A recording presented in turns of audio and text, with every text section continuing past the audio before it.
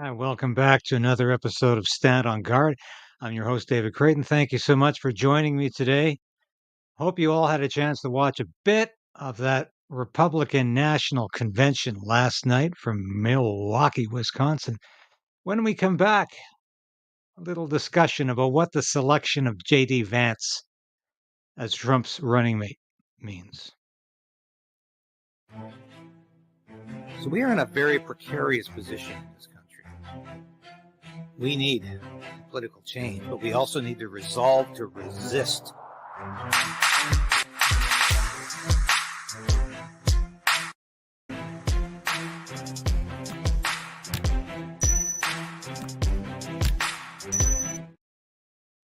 Yes, as Sasha demonstrates. Please like the station, smash that like button. We're doing as much as we can to beat the YouTube suppression and Trudeau censorship. You wouldn't believe what YouTube has been doing. It's been demonetizing anything to do with the assassination of Donald Trump, or the attempted assassination of Donald Trump. And after complaining and saying there's nothing here you need to censor, there's nothing going against community guidelines, they give the monetization back after the audience starts to drop. So, of course, you're seeing very little dividends from this. And they play this game all the time.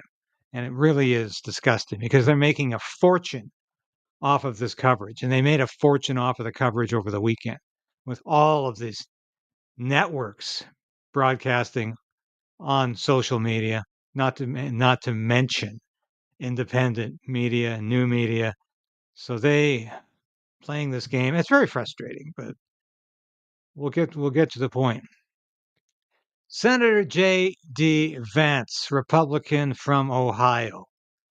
He was selected yesterday by former President Donald Trump to be the vice presidential candidate, Trump's running mate in the 2024 presidential election. Now, there's still a lot of unanswered questions from the weekend about how any Secret Service force anywhere in the world can be as incompetent as these people were. We know that this shooter, this Thomas Crooks, was identified by at least a dozen, 2 dozen perhaps, people in the crowd. We have video of them trying to alert the police to this man's presence. The police apparently knew he was there. They waited until he took a shot at Trump. And that's apparently, I've heard this now from more than 5 people. Those are the rules of engagement of the Secret Service. They wait until the assailant fires a shot before they fire back. Now, that is a recipe for disaster. The only reason Donald Trump is not dead today is because he moved his head. Had he not moved that fraction of a second before the bullet whizzed by his head, he would not, in all probability, have survived that encounter with this would-be assassin. So this to me is insanity. This shows the incredible incompetence of the Secret Service that's in charge with the protection of the president. And if I was Donald Trump, I would be looking for another security service to look after my safety when I become president again, because this clearly is way beyond standard, but way below, below standard. And this cannot be allowed to continue because what's to stop it from happening again? If these are the rules of engagement, this is absolutely insane. But we'll leave that for now, and I want to get on to the selection of J.D. Vance. A lot of people, including some conservative commentators, expected and even advised Donald Trump to choose former UN Ambassador Nikki Haley as his running mate. This would have been a disaster, catastrophic for the presidential run. This was a woman who is a rhino, and if you're not familiar with that term in Canada, it's Republican in name only. this would have been a disaster. This woman is not equipped to represent the Republican Party today, which is populist and increasingly, let's say it, isolationist. Because this is a woman with deep ties to the military industrial establishment. She's on the board of directors of several military armaments companies. And she wants the war to Ukraine to continue forever, as long as people are making money off it. J.D. Vance is not only a conservative populist, he is completely opposed to the war in Ukraine, wants to stop sending tens, hundreds of billions of dollars to this corrupt government of Volodymyr Zelensky and all of the corrupt politicians who are pocketing the money directly. And the rest of it, of course, is going into the armaments, which is just laundering the money for a lot of the congressmen and senators who have financial interest in those armaments industries. So it's so corrupt. J.D. Vance is saying enough of this. And thank God somebody, this was a decision Trump had to make to be credible. Had he chosen an establishment rhino as his running mate, just to so-called balance the ticket, as they've always said in presidential contests, it would have been catastrophic. It would have indicated that Trump is not serious about rolling back all of the crap that Joe Biden has put in place, that he's not going to take on the open borders. He's not going to deport tens of millions of illegals. He's not going to stop the fentanyl at the border. He wouldn't stop the war in Ukraine, or at least the U.S. continuing to aid and abet it and assist it. It would have all have been a mirage. But because he chose J.D. Vance, that was the one man he had to choose to demonstrate his sincerity in all this. And let's watch a bit of this because this is quite riveting. This is when Donald Trump walked in to the Republican National Convention last night, Monday night. Near the end, there were only a couple more speeches, and the atmosphere in the room was electric. You could feel it even on the television or the computer screen. It must have been phenomenal had you been there.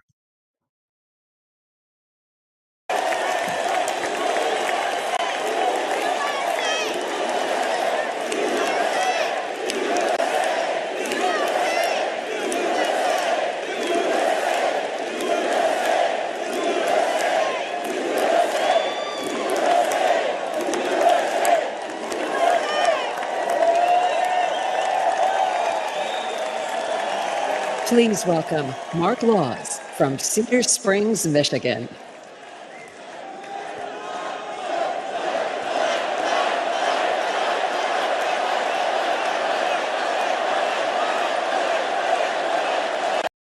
This speaker here is, to me, just epitomizes the kind of speaker they had last night and they are supposed to be having throughout the convention. These are just a lot of average folks, in addition to, of course, the congressmen, congresswomen, the senators, and the governors who will come up for their 15 minutes. But they're putting a lot of emphasis on just the average guy, the average American man or woman who has been adversely affected by the crazy policies of Joe Biden.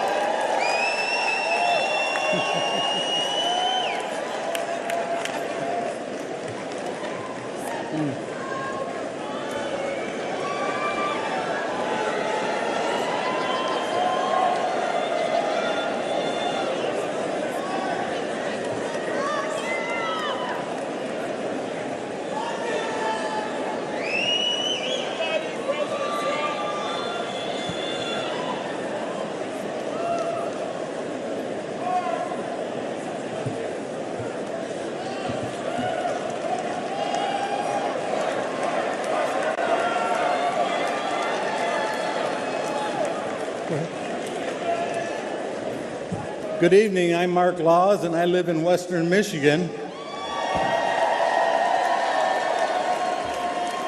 I'm not a senator or a governor or some other politician, but I'm just a regular guy. But to my kids and my grandkids who call me Peepaw, I'm the guy.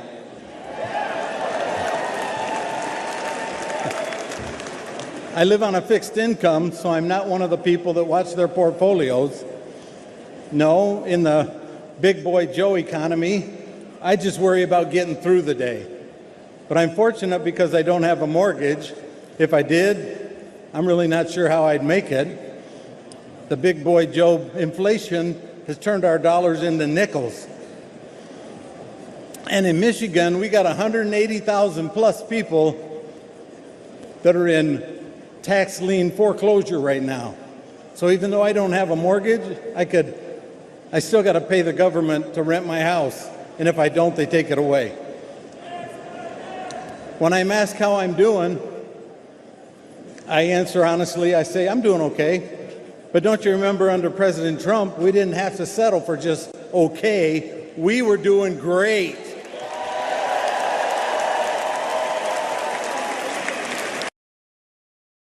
Yeah, they were doing great. And I can remember how much better the economy was in Canada when Donald Trump was president. Before I forget, though, I got to bring this up. This is the backdrop that is seen time and time again at this Republican National Convention. This, of course, is the back of the US dollar. And if you know anything about conspiracy theories, a lot of people think this is a not even oblique, but a rather obvious reference to the Illuminati and a conspiracy, because here it is. This is the pyramid with the all-seeing eye above it. There are 33 blocks in this period, corresponding to 33 degrees in the Masonic Lodge. Oh, and of course, the Latin verse underneath it says, "Our conspiracy is crowned with success." So Republicans, especially MAGA Republicans, are very attuned to conspiracy theories, not because they're all crazy, but because we know the globalists are up to no good. We know that there are global organizations like the Bilderbergs and whatnot that work against national interests. So I'm wondering, what in the hell did they put this up for as a backdrop? Because it's very strange, and it's going to make a lot of people very suspicious when they see this, because that's one of the most obvious symbols for a lot of people who believe the United States has been under the influence of globalist powers or secret societies. It's the back of the US dollars. I found this very, very interesting. And before I forget, too, now this is a bit of sheer hypocrisy because Senator Lindsey Graham apparently argued with Donald Trump that he please don't name Senator J.D. Vance as your vice presidential pick because he's on the wrong side of history. He's on the wrong side of the war in Ukraine. And here's this Graham has never missed a photo op, no matter how hypocritical it seems. And Graham, of course, wants the war to expand. He's the one that said the war in Ukraine is great because it's killing Russians and it's a great bang for our buck. And he also wants to start a war with Iran. Yeah, right. Maybe China too. Just go ahead, start wars everywhere as long as somebody's making money off them. And of course, somebody always is. But this is completely hypocritical, especially when you learn that the reason that J.D. Vance got picked by Donald Trump is because his stand on Ukraine. And Donald Trump Jr. recognized Marine. Here, sorry. His campaign for the Senate in 2021, his stance on Trump underwent a big shift. I obviously didn't fully appreciate the president's appeal in 2016. Yeah, he said some bad things about me, but that was before he knew me, and then he fell in love. Interesting to note, I didn't even realize this until I heard inklings of it last night. And this morning, when I was researching a column I wrote for Human Events, I looked up some of these comments that J.D. Vance had made about Donald Trump 8 years ago in 2016 when Trump was running for the first time for the Republican nomination, presidential nomination, he actually inferred that he was America's Hitler. He actually said that. And he was extremely critical of him, called him an SOB like Nixon. And these are things he said privately in emails or text messages, but publicly he was like a David Frum or a George Conway, very much a never Trumper. But he has certainly come around. Now, do I believe this is a valid conversion? Do I believe this is a real transformation? Yes, I do, because he's been very frank about it. And his whole philosophy, his ideology has changed from a never Trumper into somebody who thinks Trump was a great president who actually did things. So let's listen to some more. Described himself to me in one interview as a flip-flop flipper on Trump, saying that he had similar policy views but was against Trump as a person until he realized that Trump was advocating for the policies that he supported. While running for Senate, Vance was one of several pro-Trump candidates in the primary. But in one debate, Vance was the lone candidate to oppose a NATO-enforced no-fly zone over Ukraine, and that caught the eye of Trump's inner circle. What a no-fly zone, it sounds nice, like we asked the Russians not to fly planes over Ukraine. What it means in practice is American Marine Corps pilots, Air Force pilots, and Navy pilots getting in dogfights with Russian jets, which the problem with that is it's not in our vital national interest. That impressed Donald Trump Jr., and he began advocating for Vance's candidacy, including with his father.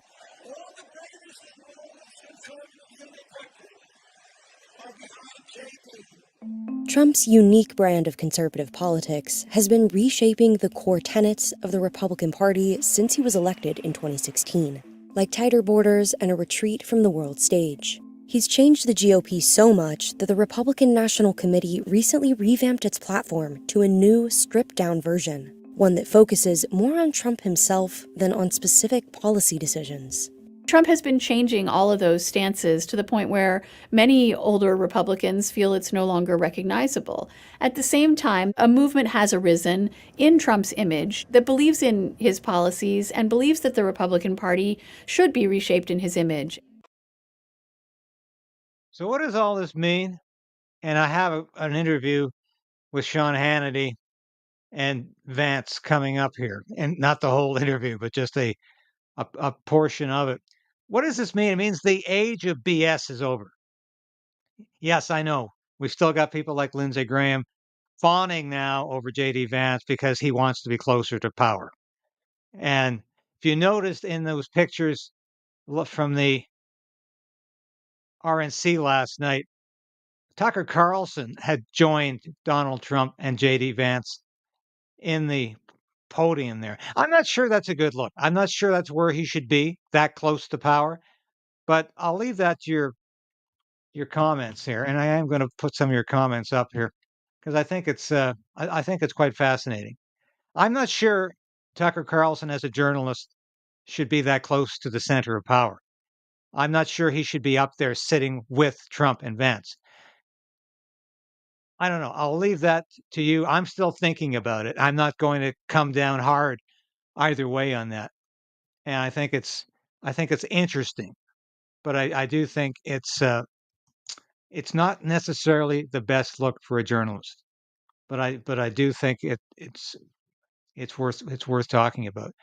But regardless, when Trump says, I'm going to shut the border, when Trump says we're going to stop the fentanyl from getting across, when Trump says we're going to stop illegals pouring across the border.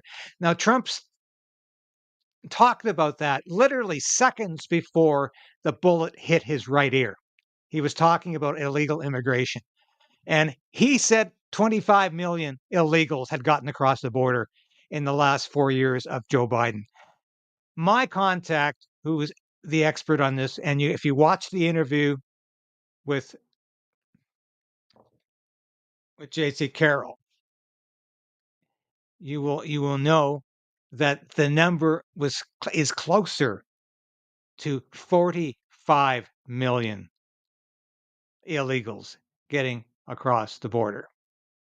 And I think that is beyond belief But Donald Trump is promising mass deportations.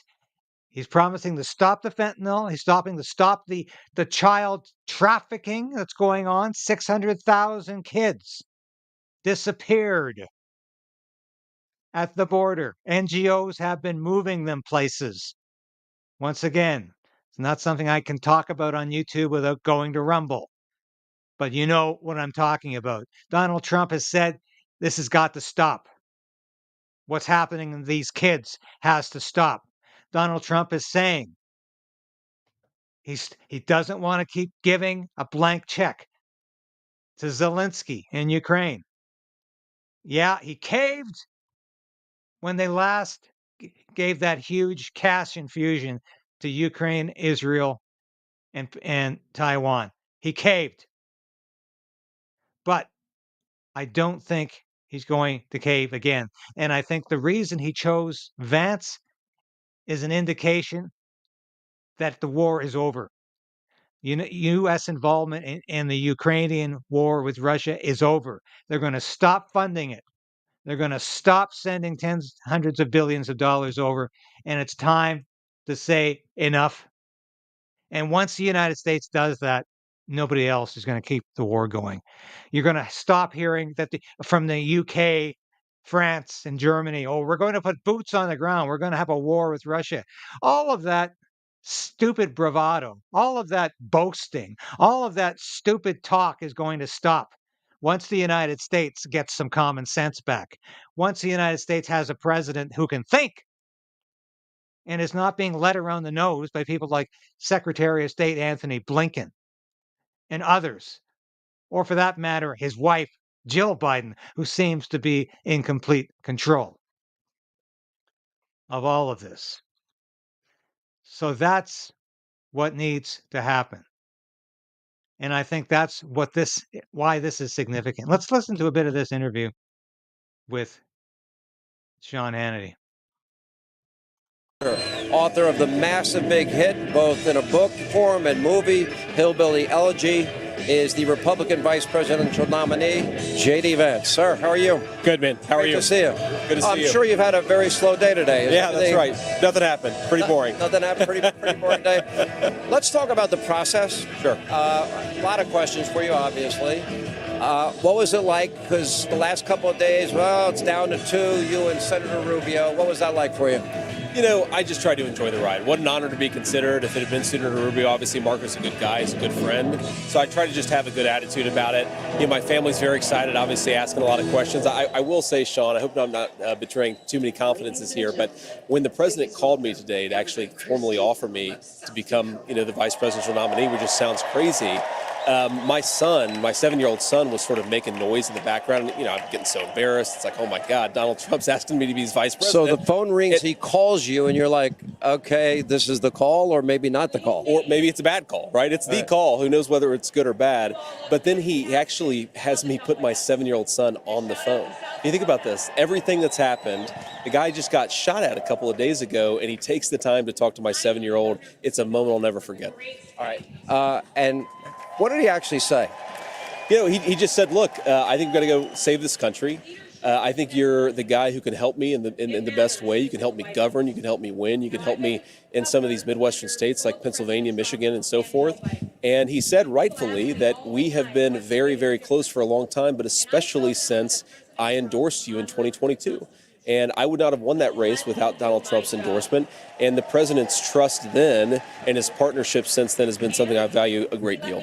Let me ask you, this happens all the time. You get announced and incoming begins.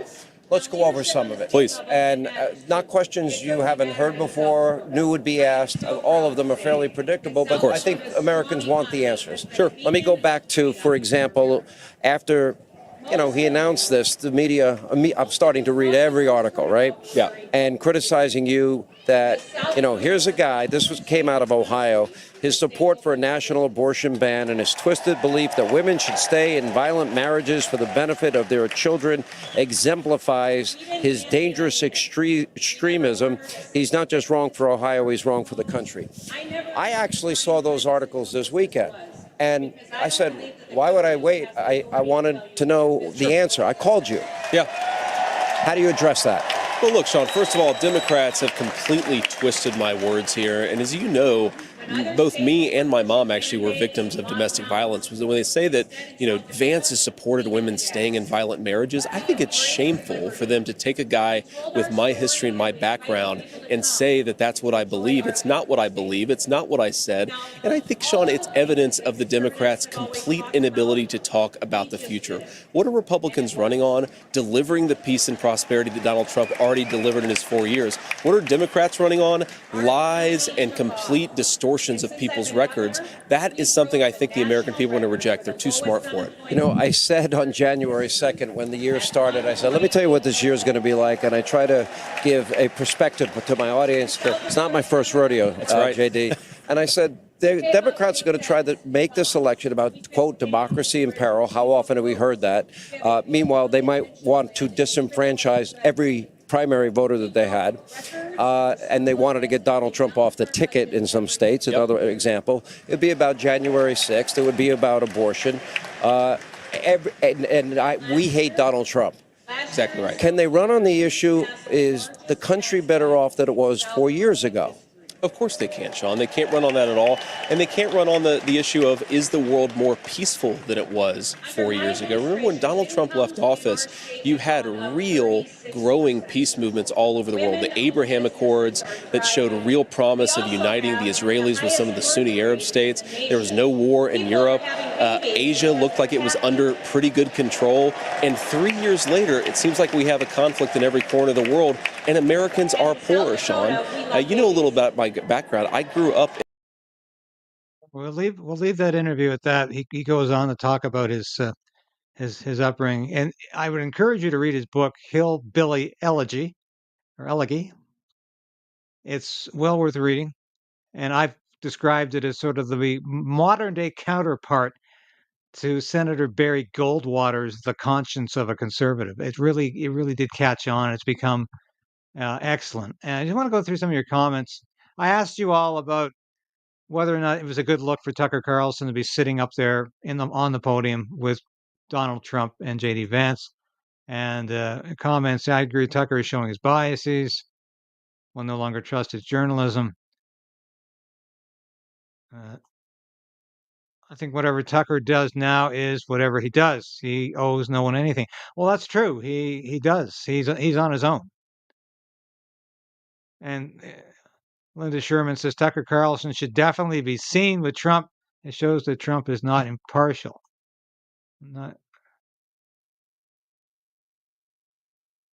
We need Trump in Canada. Pierre Poilievre promises the same.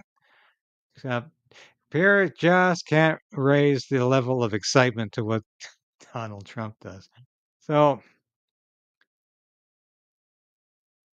in this day, Jason Raver, in this day, I think reporters showing their bias is okay.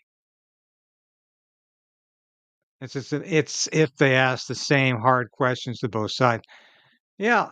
And I guess to some degree, I'm a columnist, and so I express my biases every week, and I've been doing that for decades now as a columnist. But I'm also capable of being objective with a story. I'm capable of listening to the other side, reporting the other side, and trying to at least understand and empathize with the other side. I might not agree with it, but I empathize with it. And I think that's the mark of a good journalist. A bad journalist is someone who is a propagandist and who will not listen to anything except one side of the argument and just strictly repeats talking points from authorities.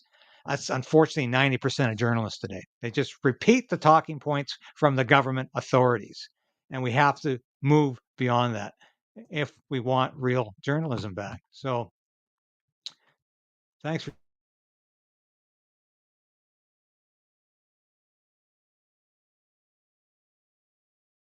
your comments today. Just want to get back to your comments for a second. Yeah. And I think it's important that we move forward from here and we realize that this is a truly historic national convention for the Republicans. It truly is, and I think this is historic. I agree. I would have almost preferred Tulsi Gabbard. She was my first choice, and I'm hearing people say that. But J.D. Vance was certainly a very significant choice as well because it indicates that Donald Trump is not going to be beholden to the Republican establishment, and he's prepared to move on, and he's prepared to fight back. When he got up from that stage after being hit by a shooter's bullet, and he shook his fist in the air and said, "Fight, fight, fight," he passed into history. That is going to be a iconoclastic moment in picture in American history. No question about it. I congratulate his political courage, his personal courage in that moment. And I tell you what, a lot of Americans changed their mind about Donald Trump in those moments, in those seconds, those minutes that followed that attack. Millions, I would say, of Americans might have changed their opinion. I think Donald Trump is headed for the biggest landslide in history. Whether or not Joe Biden persists as the Democratic nominee or not, we are headed for one hell of an election. And I think it gives us hope in Canada that there can be real change, that there can be an end to the globalist agenda, or at least that globalist agenda can be interrupted. And that's what Donald Trump and JD Vance now represent. I hope you can watch some more of the convention. I'll have more about this tomorrow, and I'll try to get back to some Canadian news as well. Thank you for watching.